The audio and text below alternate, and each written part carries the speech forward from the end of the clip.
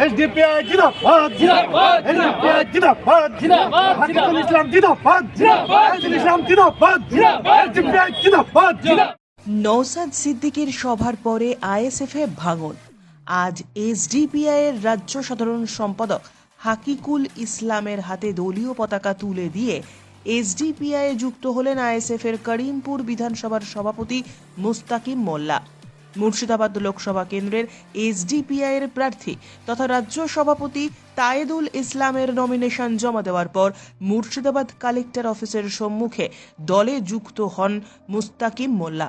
উপস্থিত ছিলেন দক্ষিণ মুর্শিদাবাদ জেলা সভাপতি মাসুদুল ইসলাম। তোমাদের বিরুদ্ধে লড়তে হবে একসাথে এসডিপিআই জিন্দাবাদ জিন্দাবাদ ওয়াকফ সম্পত্তি চোররা নিপাত যাক ওয়াকফ সম্পত্তি চুরিকারীরা নিপাত যাক এসডিপিআই জিন্দাবাদ জিন্দাবাদ। ব্যুরো রিপোর্ট, উত্তরের প্রহরী।